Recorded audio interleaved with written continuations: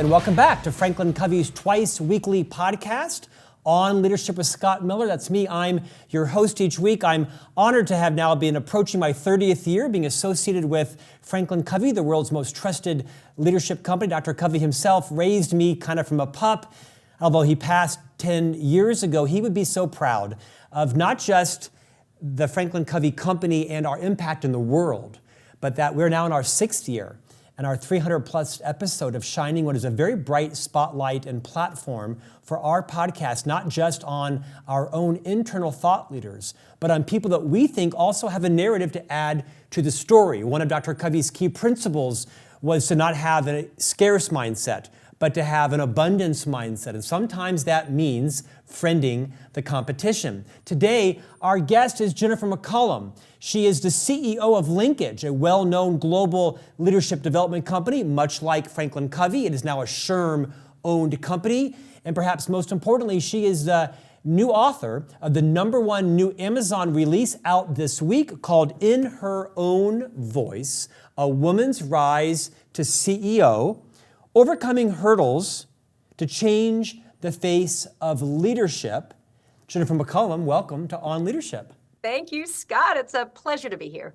Jennifer, you and I have been friends for many years. We've been in the same industry for a variety of decades. We both have a unifying passion around becoming better leaders ourselves, but also taking research and best practices and tools and processes to build and develop leaders.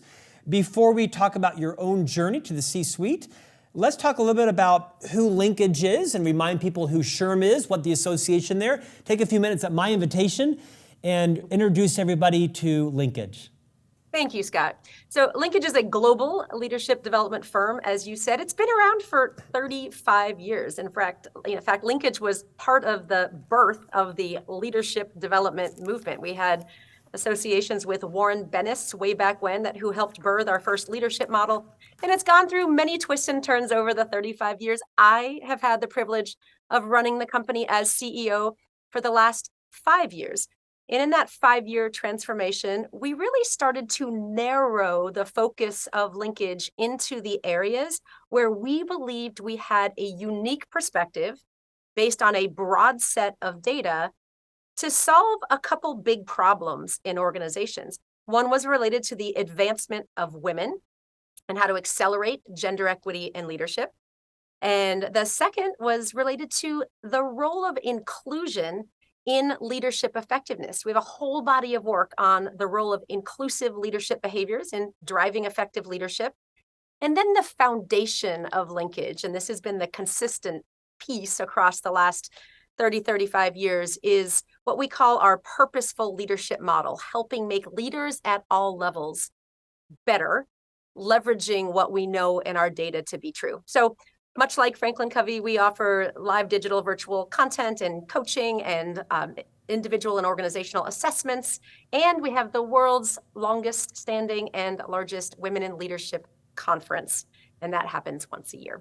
A year ago, we were bought by SHRM. And that's just the end of that story was transforming, taking the company to market as the CEO. And we are now 1 year into our integration as a SHRM company.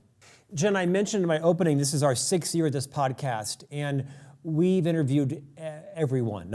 You can see the set behind me, whether it's Ariana Huffington or Deepak Chopra or famous basketball players, NBA players, people that have survived tragedies and lived to tell about it. And this isn't a book review podcast, but most of our guests have a book. Increasingly, as of late, I've been interviewing CEOs.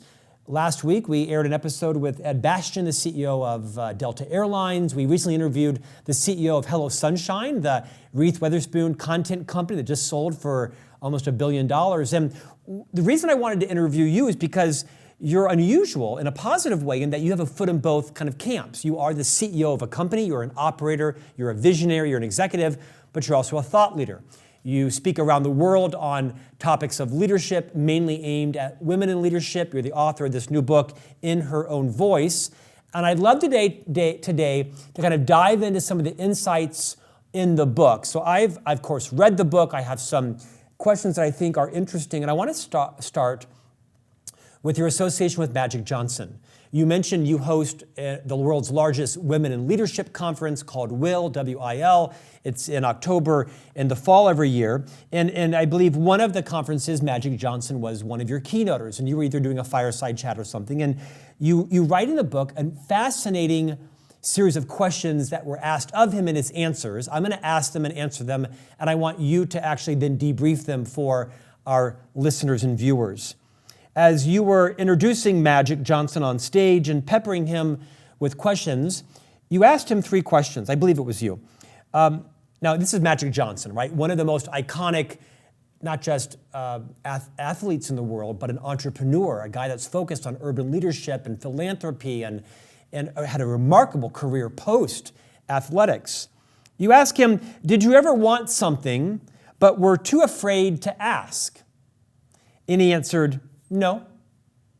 And then the question was, did you ever ask for something and not get it? His answer was, not really.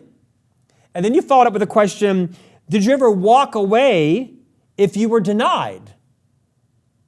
His answer was, no again.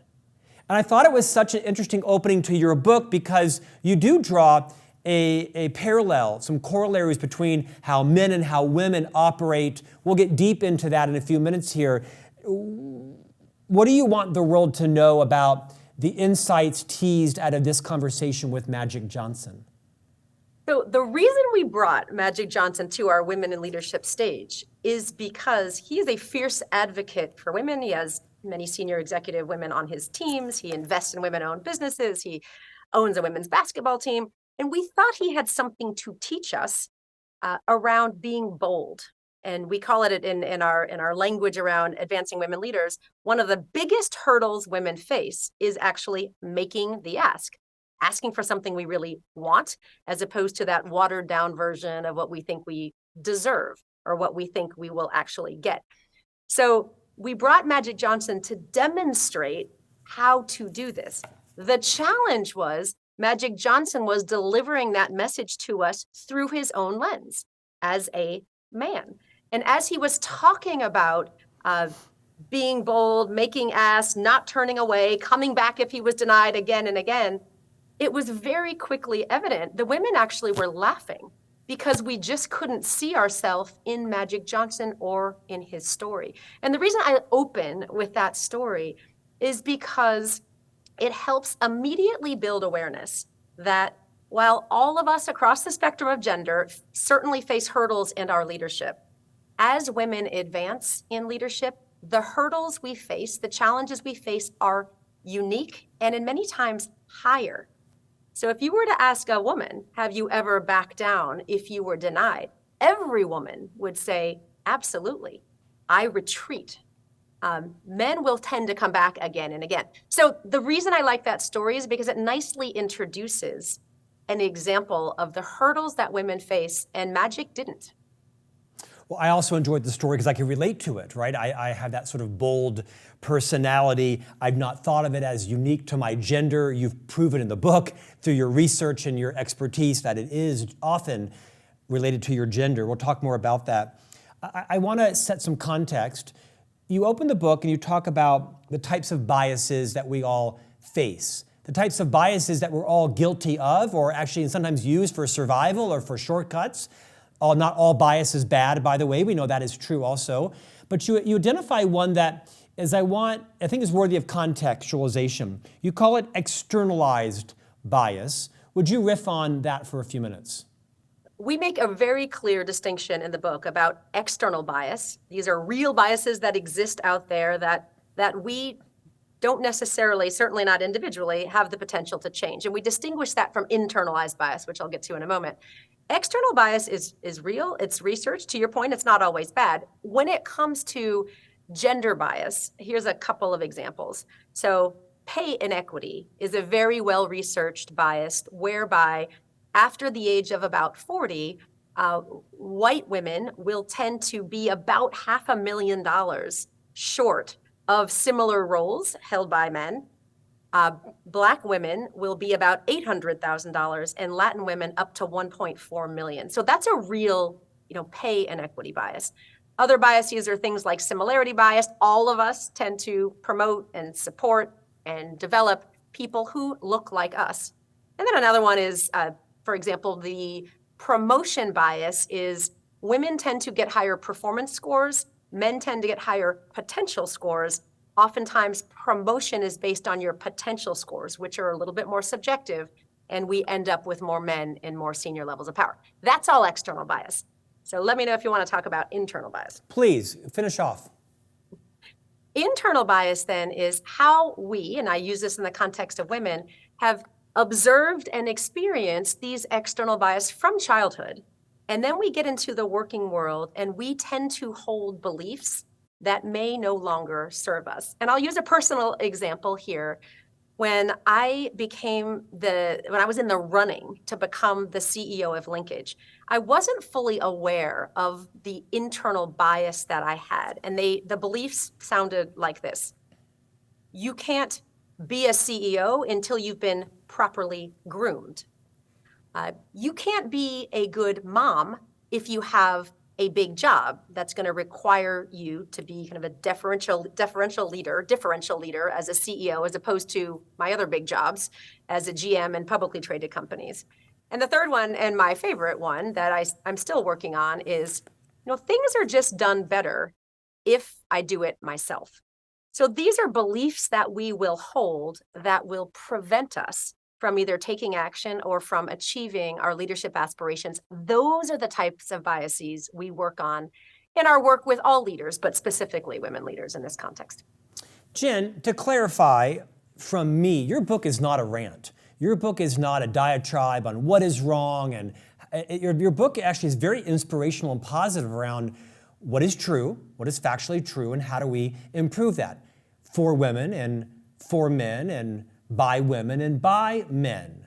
What I found interesting is you have a chart in the book that talks about gender stereotypes that create no-win situation for women leaders. Will you talk a little bit about what the research says around when men take charge versus when women take charge, and how are they liked but disliked? Because I think it's indisputable. I have probably countless examples of when I've seen that happen for me or against someone else.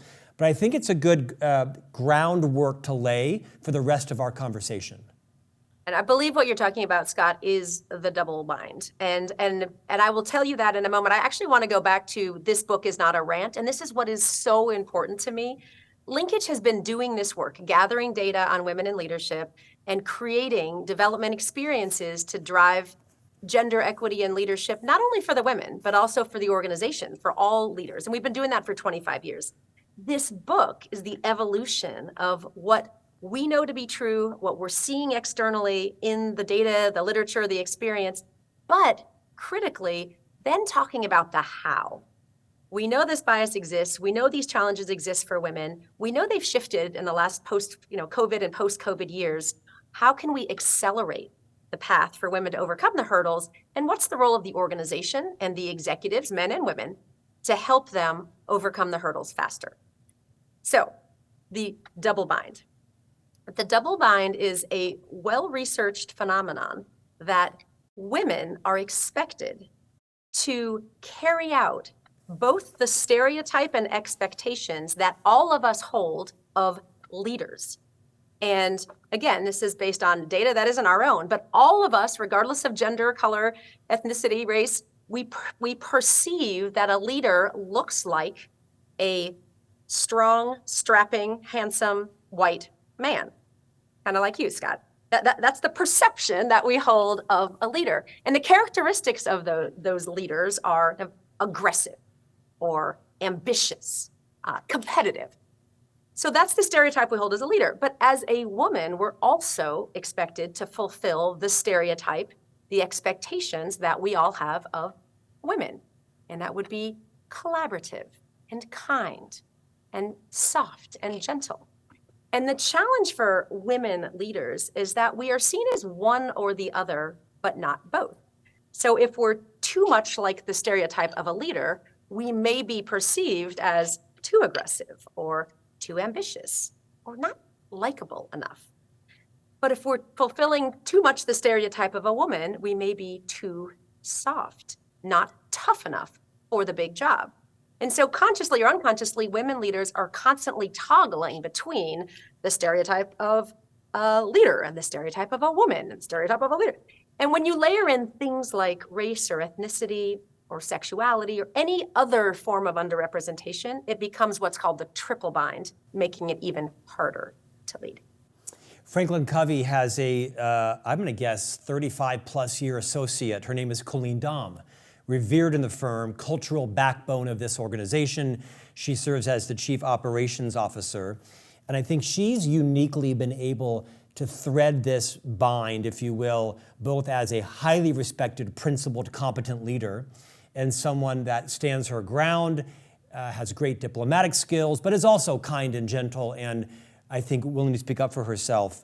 When you see those outliers of a female leader who has been able to thread that course, are there some commonalities? Have they had good mentors?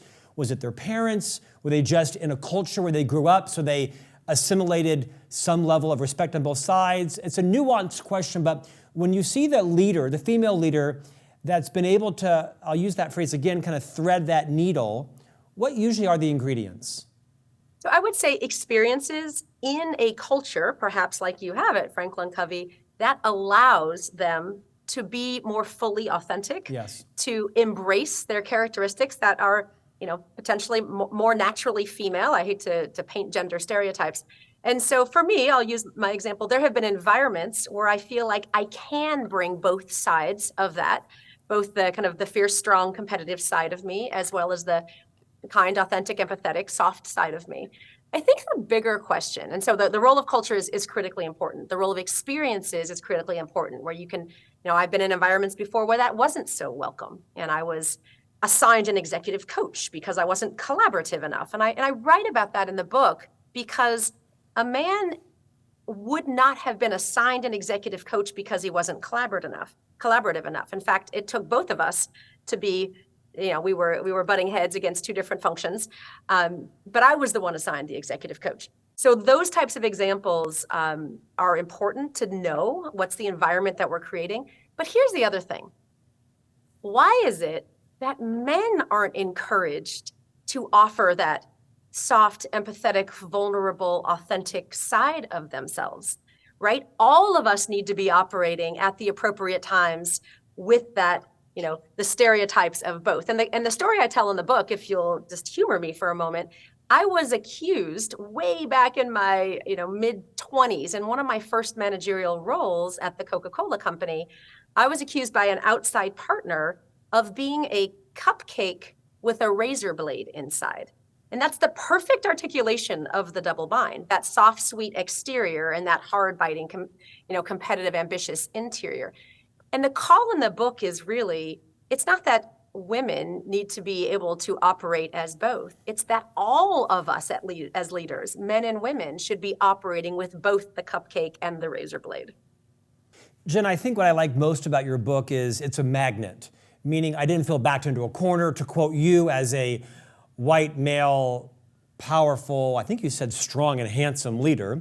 I did not, thank you. I did not feel at all shamed or backed into a corner. I felt you were drawing me in and inspiring me, making it really introspective. Where have I done this well? What could I do better? And I also like the fact that your politics don't come out in the book at all. You share a great story about the analysis of the U.S. vice presidential debate a couple of years ago. And I'm going to invite you in a non-political way, because I don't even know your politics. They don't come out, I don't care. But I thought you did a wonderful job of encapsulating what I think a lot of people saw and maybe some missed. Would you rewind, I don't know, what it would be like almost 4 years ago, and talk about the insights that came out of the then vice presidential debate with then Vice President Mike Pence, and then I believe U.S. Senator Kamala Harris, now the U.S. Vice President. Talk about what happened and what we can draw from that. Absolutely. And this was, I was watching it with my son, which is the interesting ending of the story. And completely apolitically, I was mesmerized by the body language and the interaction between the two. Well, first, make sure you get to the fly, because I actually was obsessed with the fly. Okay, well, if you remember, that debate was most memorialized by the fly that landed on Mike Pence's head for, I don't know, a full 90 seconds. And so that was hard to look away from. But when that was before or after, what was fascinating was Kamala Harris, who is biracial, identifies as a Black woman. So now you have the triple bind, right? She's a leader, a woman, and she's a woman of color. And watching her kind of contort herself as Mike Pence repeatedly, as happens in many debates on both sides, repeatedly interrupted her. And in the book, I think it was something like not quite 2 times more, but almost that the interruptions. And so I was watching her hold her body, trying to figure out, I've got to smile and I have to be this likable woman, and I also have to be strong and make sure that I get my points across. And so she had this fixed smile on her face and over and over and over was saying, if you could just let me finish, please, I'm trying to make a point. So the smile and the trying to be direct and Mike Pence just continuing to interrupt her, the fly was helpful. And then, for that triple bind, especially for African American women, the stereotype of the angry Black woman. So she was trying to be very, very kind and respectful, and yet direct. And it was just so fascinating. And I said later to my son, "What did you think of that debate?" And he said, "I don't know. I don't find Kamala Harris to be that likable." And of course, that's a trigger, and for me. And I said, "Well, tell me more about that."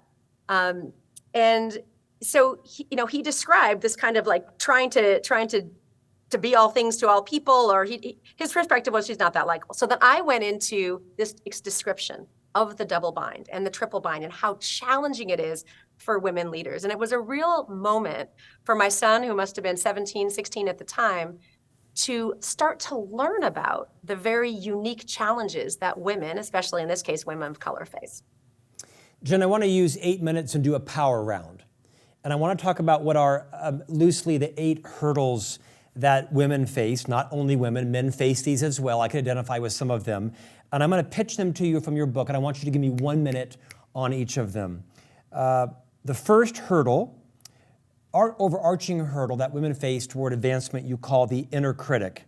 Give us a minute on that.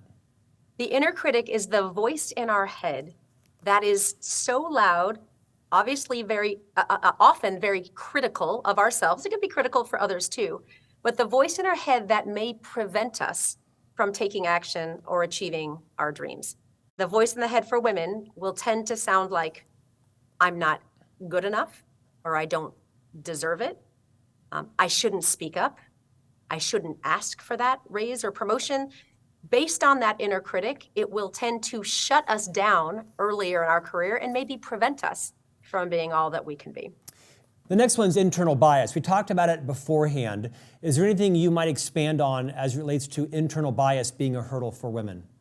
So I'll get to the action, and that's what I was about to finish there. The action step for the inner critic. The inner critic turns into your biases. Those are the beliefs that you're holding about yourself that may not be true. So for me, the belief that I can't be a CEO unless I'm properly groomed was my internal bias, but it came from a lot of inner critic noise that was believing that I wouldn't be ready to be a CEO for X number of years or X number of experiences. The way to get around both of those things is to get really curious and to pause and to ask yourself, or have others help you, ask yourself, is this belief serving me? Is it true? And can I disrupt that belief and hold it and test it a little bit more? The third bias you mentioned is that of clarity. Not bias, hurdle. You mentioned as clarity. This is one of the single largest hurdles for women. And this is when you ask, what is it that you want? Not your team, not your organization. What do you want? In this case, in this context, with your career. If you were to paint a picture for me 2, 3, 5 years out, what would it look like? Women tend to say things like, "I've never thought about that," or "I don't possibly have time to think about myself," or the worst one is, "I don't want to put it out there in the world because if I don't get it, it would be worse than not declaring it at all. The recognized hurdle of proving your value. The number one hurdle in our data, and we measure this, by the way, through self-assessment and 360 assessments. We've got 150,000 leaders in the database. It's the number one hurdle every single year. And the proving your value stems from the belief that if I put my head down and I work harder and harder and harder and say yes to more and more and more, which gets impossible as not only as you rise up in the ranks, but as you start adding complexity to your life. It may be children, it may be elder care, it may be community involvement. You can't do it all, and women tend to put their head down hoping that if they work harder, they will become noticed. They will get the promotion, they will get the raise. That usually doesn't happen.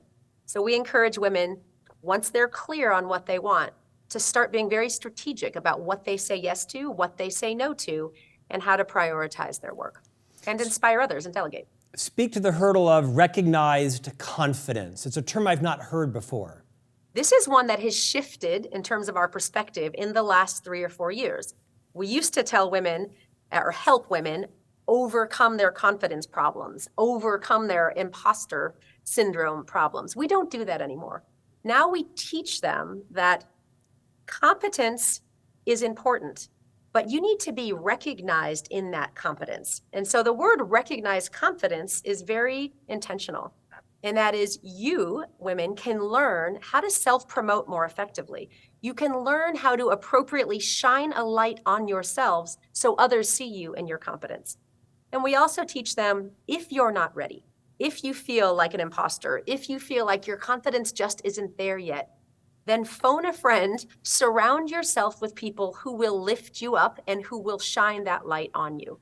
Over time, that creates not only internal confidence, but confidence that others recognize in you. 3 more hurdles. Speak to branding and presence. This is also one that's shifted over the last few years. For many, this has been going on for a long time, kind of decades in the women in leadership space. We've helped women build their brand. What do you want to be known for? And do people perceive you as you want to be known? You want to make sure you find out through appropriate feedback, formal or informal. But here's what shifted. Women for many decades were creating brands that would allow them to assimilate to whether it's dress or talk or act like the leadership majority, so they would fit in. And COVID, the huge blessing of COVID with work from home, the explosion of Zoom and virtual environments helped level that playing field so that women could emerge as creating brands that were more authentic to who they were.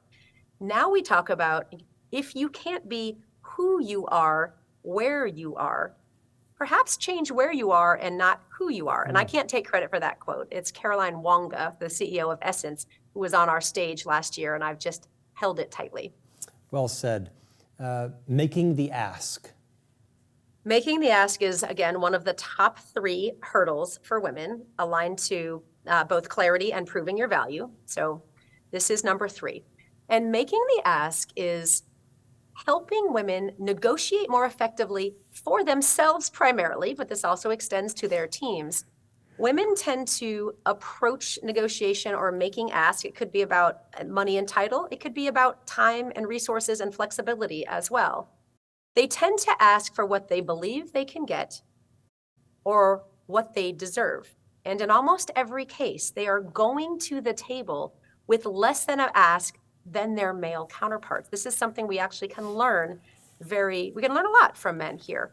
So making the ask is really helping women understand what it is they really want, building a business case, gathering the appropriate data, and then approaching the ask, depending on the stakeholder, with the right environment and the right timing and the right approach. There's tons of stories in the book because as a CEO, I've been making a lot of asks for the last 5 years of our private equity board.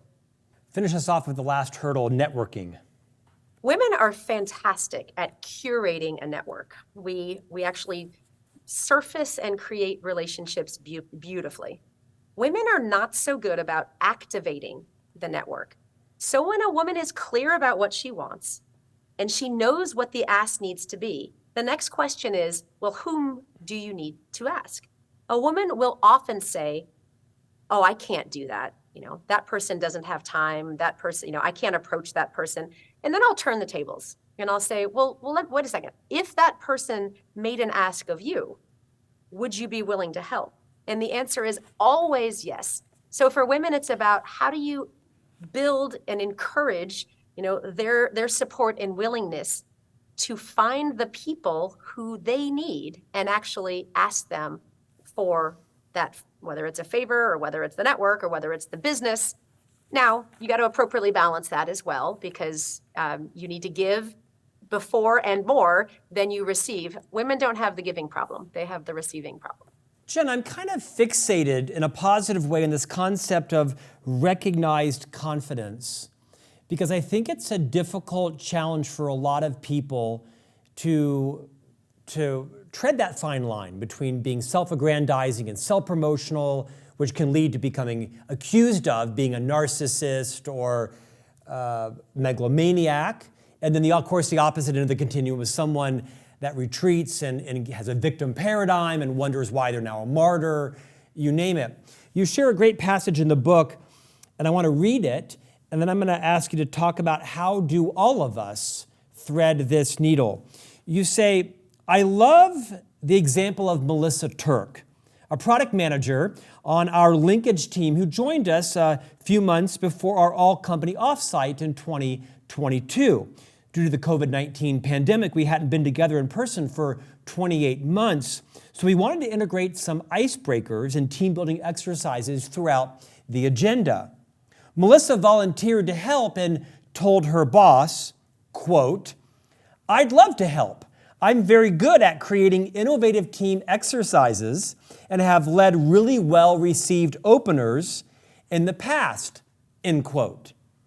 That was a straightforward self-promotion, but it got the executive team's attention and made us comfortable she could get the job done. More importantly, it secured recognized confidence in Melissa by the executive team. A few months later, at our semi-annual talent calibration conversation, her role in the offsite surfaced as proof of Melissa's early contribution and capability. I see you as such a recognized authority on this topic. Men, women alike, remind us what you see as best practices to model recognized confidence without going too far in one direction, calibrated, obviously, for the culture all of us are in. Some cultures punish self-promotion, some reward it, some don't even think about it. Give us a couple of minutes about how each of us might be a little more thoughtful on what's the right balance for us. I want to actually start out by saying that when women self-promote, it tends to be in the context of their teams. And, look, in the kind of inclusion era that we're in, I love deference. And men and women all do this. It's not about me. It's actually about the team. The challenge is you want to make sure, this gets back to branding and presence as well. You want to make sure that you are recognized with the skills that you either want to continue to develop or you want to be known for your next role. So the first thing I say is, look, when you're looking at self-promotion, make sure that you are promoting appropriately. We'll talk about that in a moment.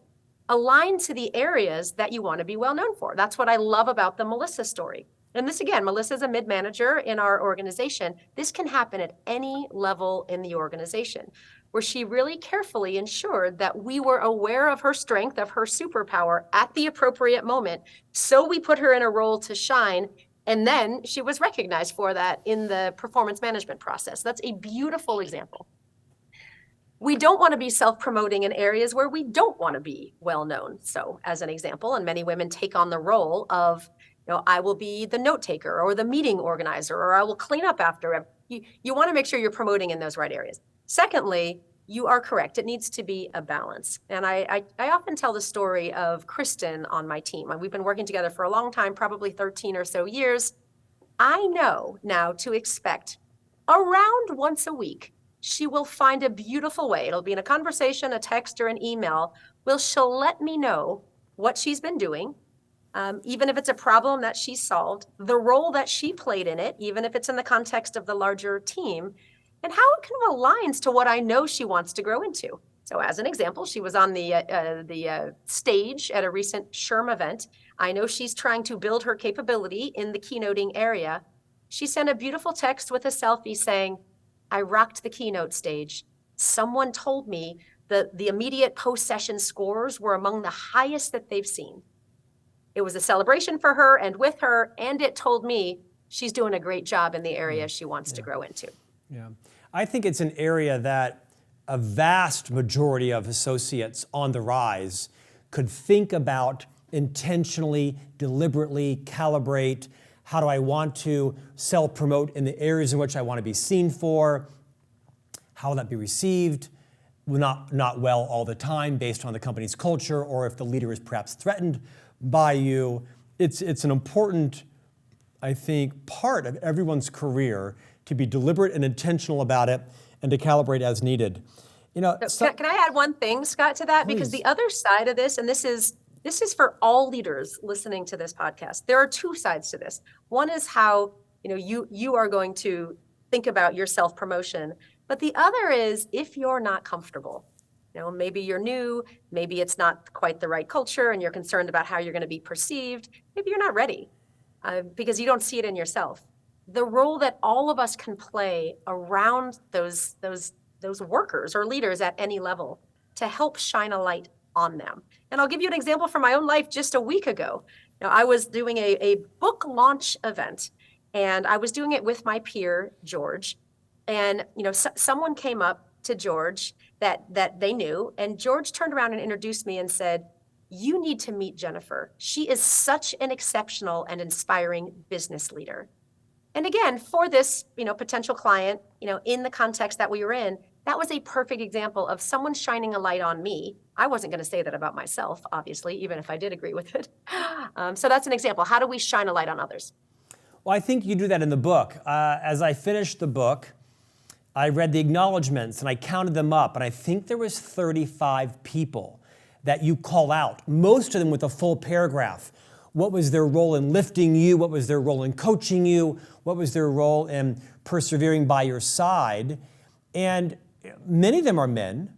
They're not just women. Is there a particular man in your professional life, a male, that has become a model for you? Dr. Covey used to always say, be a light, not a judge. Be a model, not a critic. Is there someone that you've seen? Because I hope this book is read by men as much as women. Your book is going to crush it. You can see this book has a long tail to it. It's already a #1 bestseller on Amazon. Is there a male in your life that's acted as a mentor, a champion, an ally, a coach, a sponsor? You would say, here are 3 or 4 things he did. Gentlemen, watching and listening today, be more mindful of that. Go do more of that.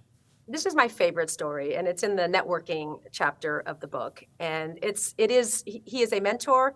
He has also become a sponsor. And just the distinction is a sponsor is willing to use of influence and political capital to help someone else. So again, gender agnostic here. And it's the story of Alan Mulally. And you may know Alan as the former CEO of Boeing Commercial Aircraft and of the Ford Motor Company. And he was the CEO in the reign of the Great Depression and 9/11. And he has led companies through exceptional crises, massive companies. I watched him hold court with a group of about 150 leaders back in 2019.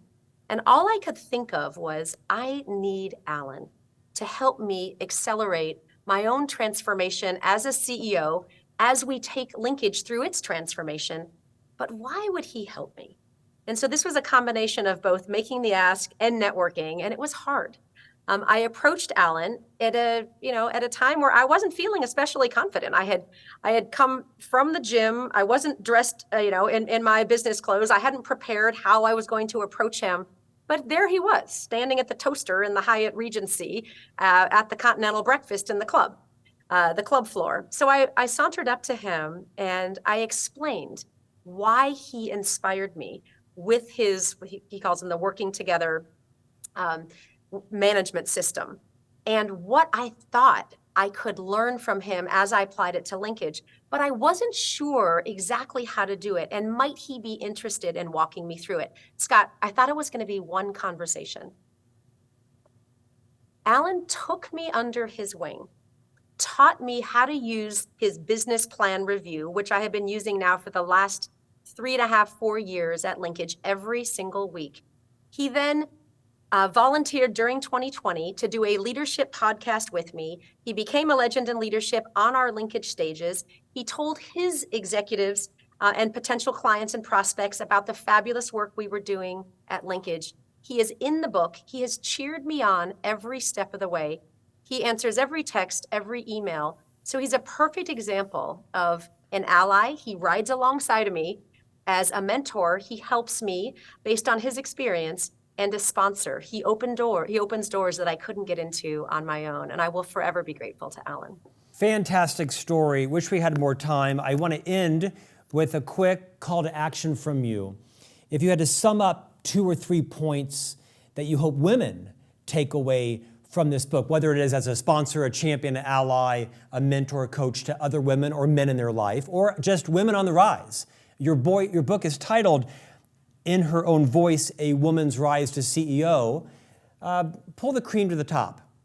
What are a couple of points you want all of the women, the moms, the sisters, the aunts, the grandmothers, the CEOs, to take away from this today as they're coming home tonight to their daughters and to their book clubs, to their pickleball parties, to their whatever it is that they're doing?